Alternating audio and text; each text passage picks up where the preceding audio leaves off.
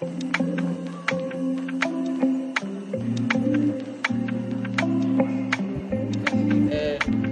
जगह है आपका, मतलब मल्टीपल जगह आपके घर में बनी हुई, ऐसा ही है ना। उसमें एक बालकोनी भी है, एक छत भी है, छत का ऊपर टावर भी है, तो कितनी सारी चीज़ें। तो आप क्लास समझ लें, वो एक बिल्डिंग की बात हो रही है, वेरिएबल एक छोटे से स्पेस की बात हो रही है। तो क्लास जो है ना, आप टाइम टू टाइम पढ़ेंगे, पहली बार में समझ नहीं आएगी। हम थोड़ा सा एडवांस जाएंगे, फिर थोड़ा सा क्लास पढ़ लेंगे, फिर छोड़ देंगे, फिर जब हम बिल्कुल एंड पे आएंगे ना, टाइम स्किप करेंगे। तो हम एक टॉपिक पढ़ेंगे फ्यूचर में, अभी आप नाम सुनना और फ़ौरन भूल जाना। उसका नाम है ऑब्जेक्ट ओरिएंटेड प्रोग्रामिंग। अब भूल जाओ उस वर्ड को, सही है, बिल्कुल ही भूल जाओ, भुला दो। तो इसको हम जब पढ़ाएंगे आपको, तो आपको क्लास समझ में आएगी कि क्लास का कॉन्सेप्ट क्या है, सही है। इम्पोर्ट और एक्सपोर्ट से क्लास का कोई ताल्लुक नहीं है। इम्पोर्ट एक अक्सर एक अलग कॉन्सेप्ट है। इम्पोर्ट एक्सपोर्ट आप वेरिएबल को करें, किसी को भी करें, वो एक अलग कॉन्सेप्ट, सही है। अभी मैंने आप लोगों के लिए क्या आसानी करी है, सिंपल एक कंसोल में 2+2 इसलिए करके दिखाया ताकि आपके दिमाग से ये चीज़ निकल जाए कि प्रोग्रामिंग में कोई ऐसा जादू है जो शायद मुझे समझ नहीं आया। अगर मैं यहाँ पे 6 लाइन का कोड लिख के आपको 2+3 कराता ना, बहुत से स्टूडेंट ये सोचते शायद ऐसी कोई चीज़ है जो मेरे समझ नहीं आई, 2+3 के पीछे कोई और लॉजिक है। अब आपको पता चल गया कि 2+3 के पीछे सिर्फ एक प्लस का साइन है और कुछ भी नहीं है, सही है। अब हम वही काम वेरिएबल से कर रहे हैं, तो मिस एक वेरिएबल 2 भी बना दें। अब आपका सवाल का जवाब मिल जाए, मिस ने 1 क्यों लिखा, 3। अब एक टोटल बना दें,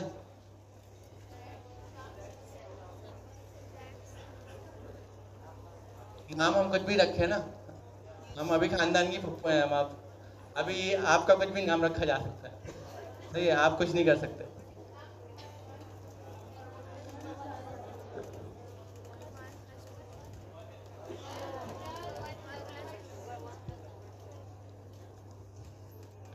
अच्छा मिस, num1 और num2 मिस ने जो लिखा है, मिस ने लेफ्ट और राइट पे इसकी कोटेशन नहीं लगाई, क्यों नहीं लगाई?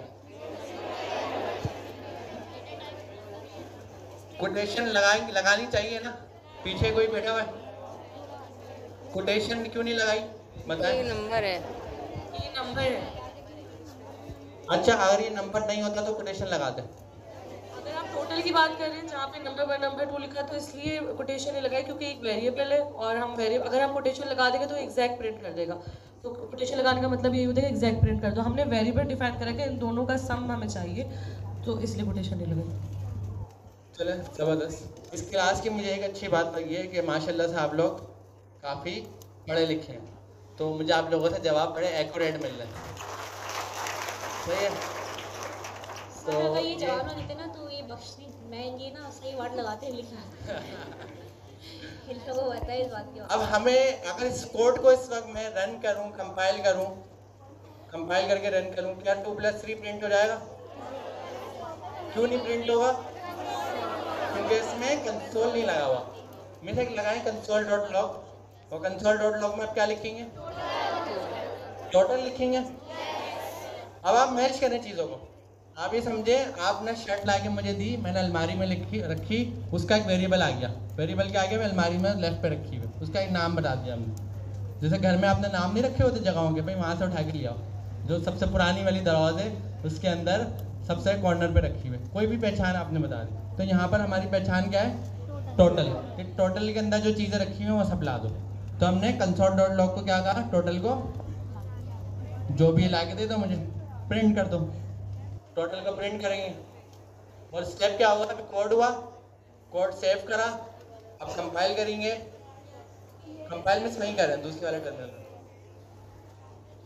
ये वाला बंद ही कर रहे टर्मिनल।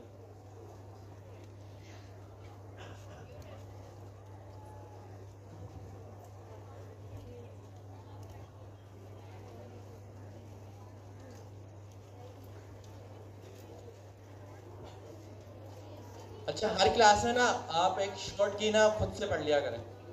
एक शॉर्ट की है आपका जो कीबोर्ड में अप एरो है, अगर आप वो टर्मिनल पे आके प्रेस करेंगे तो क्या होगा, जो कमांड आपने पुरानी चलाई है वो आपकी हिस्ट्री में से आएंगे। जैसे होता नहीं, पुरानी बात को याद रखते हैं कि भाई 1 साल पहले क्या हुआ था, तो वही कंप्यूटर में भी फीचर होता है। आप एरो प्रेस करें मिस, कीबोर्ड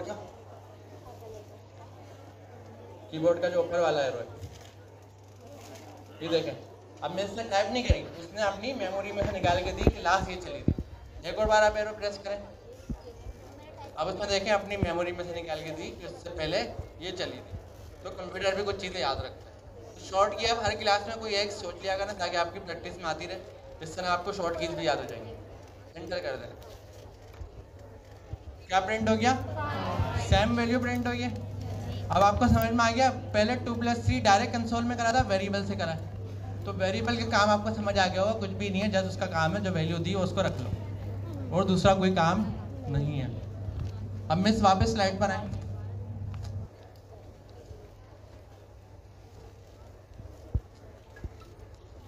स्लाइड शो कर दें। अब एक कॉन्सेप्ट है, दोबारा एप्पल की नेक्स्ट नई वाली पिक्चर दिखाएं। अब कॉन्सेप्ट ये 5 एप्पल थे, 2 मेरे पास थे, 3 मैंने आगे किसी से लिए थे, तो 5 हो गए थे। अब उसमें मैंने क्या करे, खा लिए, तो कितने बचे हमारे पास? 3। अब ये काम प्रोग्रामिंग से कैसे करेंगे? इसके लिए साइन यूज होगा आपका माइनस का। मैं एक बार प्रोग्रामिंग से करके दिखाया सर।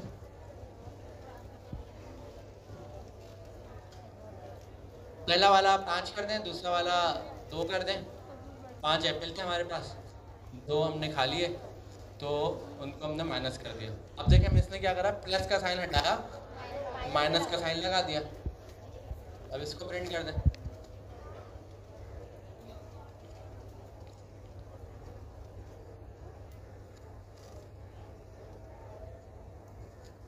थ्री आ गया। तो जो आपने मैथ्स में चीजें देखी थी वही है यहाँ पर, कुछ चेंज नहीं हुआ, कुछ नहीं बदला, थोड़ा सा और हाई लेवल आते हैं। अब हम बात करते हैं मल्टीप्लिकेशन की। मिस मल्टीप्लिकेशन की इमेज दिखाएं। कोई मसला नहीं, जो जाना चाहता है वो जा रहा है, कोई मसला नहीं है। हम थोड़ा सा 5 मिनट लेट करेंगे, 5:08 पे मैं क्लास एंड करवा देंगे, मसला नहीं। मल्टीप्लिकेशन में कॉन्सेप्ट है, वो क्या है कि हमारे पास 4 बैग थे और हर बैग में हमें 5 एप्पल रखने हैं। 4 बैग थे, हर बैग में 5 एप्पल रखने हैं। टोटल कितने एप्पल हो गए? 24, 16, कितने हुए? 20। अब ये काम प्रोग्रामिंग से कैसे करेंगे? मैं एक बार कोड दिखाएं। कितने थे हमारे पास? 5 एप्पल थे, 5 हो गए, 5 एप्पल और 4 बैग्स। मल्टीप्लाई होता है स्टार के साइन से। आपकी जो एक्स है ना, एक्स से नहीं होता, स्टार से होता है, स्टैरिक लगा मिस। अब हम इसको प्रिंट करेंगे, क्या आना चाहिए? 20।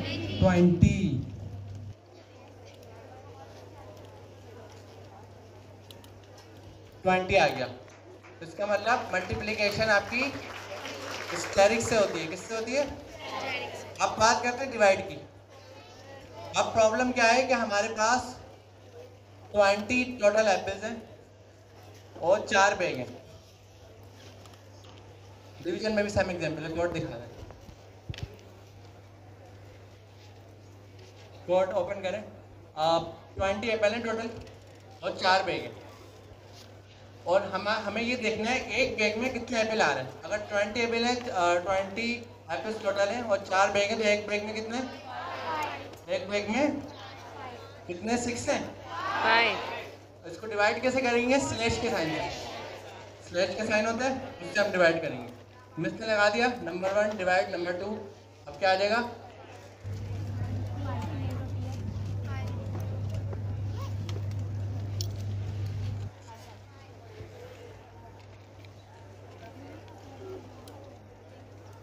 फाइव आ गया। तो डिवाइड आपका किससे होता है? स्लैश के साइन से डिवाइड चलता है। इसमें वाला साइन नहीं होता, जो एक माइनस के ऊपर एक डॉट ऊपर होता है, एक डॉट नीचे। इसमें स्लैश का साइन होता है। नहीं, ये वाला स्लैश होता है, फॉरवर्ड स्लैश।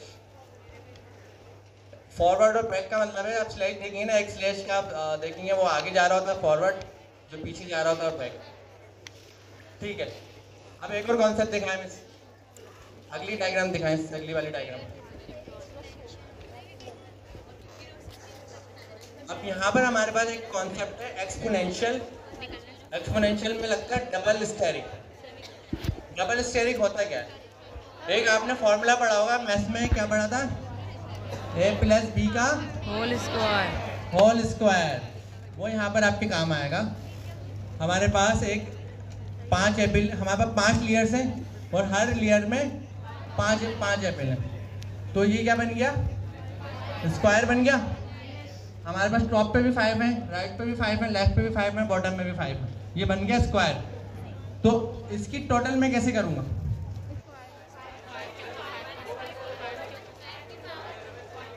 5 को स्क्वायर करेंगे, 5 को 5 की पावर देंगे, 5 को 2 की पावर देंगे, 5 को 5 की पावर देंगे, 5 को 2 की पावर देंगे। तो स्क्वायर है ना, स्क्वायर से बड़ा थोड़ी है। अगर बड़ा होता तो हम 5 की पावर देते ना। तो अगर 5 को 2 की पावर दे दें टोटल आ जाएगा। यस। तो पावर कैसे दें प्रोग्रामिंग में? Double steric. मिस बनाए, एक 5 बनाए, एक का नाम 5 रखें, दूसरा बेस हो गया। बेस में हमारे पास क्या आ गया? 2 आ गया।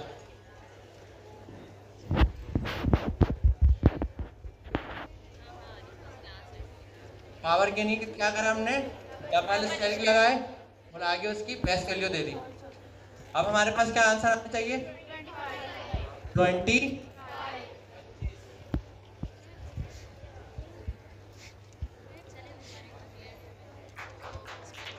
एक्सपोनेंशियल हो गया आपका। अभी भी आपकी मैथ्स चल रही है, बड़ी कॉमन मैथ्स है, थोड़ा सा एडवांस आता है। आपने एक पढ़ा होगा अपने पास मैथ्स में, आप एक ब्रैकेट बनाते थे इस तरीके का, एक लाइन ऐसे क्रॉस खींचते थे, एक लाइन ऊपर हॉरिजॉन्टल खींचते थे, बाहर लिखते थे 2, अंदर लिखते थे 5। कैलकुलेट कैसे करते थे? 2 2 4, 4 कहाँ लिखते थे? नीचे लिखते थे, और ऊपर क्या लिखते थे? टॉप पे 2 लिखते थे। 5 - 4 कितना बचता था?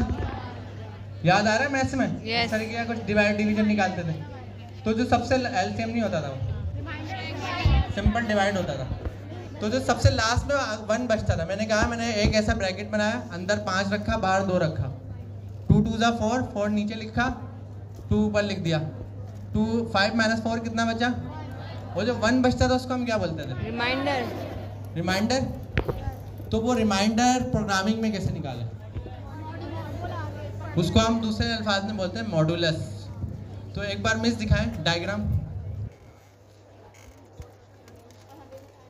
इसको बड़ा कर दें। अभी हमारे पास कॉन्सेप्चुअली 5 एप्पल है। हमने कहा रमजान आ गया, कुछ फ्रूट्स को बांटना चाहिए हमें ना लोगों को। तो हमने क्या करा? हमने कुछ बैग्स उठाए। अब एक बैग में हमने 2 एप्पल रख दिए, तो हमारे पास कितने बैग होगा टोटल? 2 बैग होगा, दोनों में 2 एप्पल चलेगा, लेकिन टोटल कितने थे? 5। तो क्या बचा? जो एक बचा वो क्या हो गया? तो ऊपर 5 है, नीचे 2 एक शॉपर में चलेगा, 2 एक शॉपर में। अब एक आगे बढ़े, ये आपके पास आ गया रिमाइंडर, ये हमारे पास बाकी बच गया। अब ये प्रोग्रामिंग में कैसे करेंगे? मिस जाए कोड पे जाए।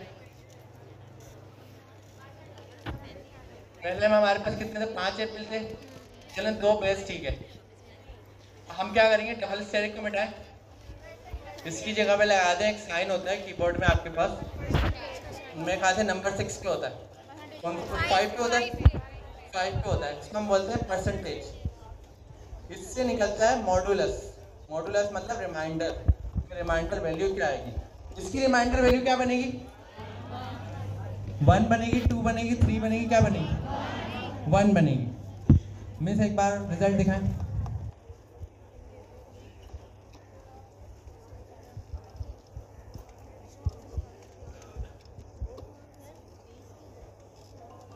वन आ गया, ये आपके क्या निकल गया? तो माशाल्लाह से अब आप बोल सकते हैं I am a secondary programmer. तो मैंने plus minus multiplication modulus power सब प्रोग्रामिंग में सीख लिया है।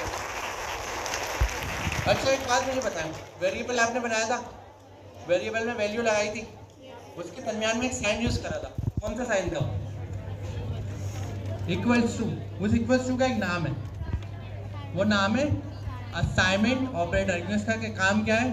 वेरिएबल को वैल्यू असाइन करना। अब आप लोगों का असाइनमेंट है कि आप लोग जो उसके आगे की स्लाइड्स हैं वो उसकी प्रिपरेशन करें। मिस कोई असाइनमेंट या होमवर्क है आपकी तरफ से?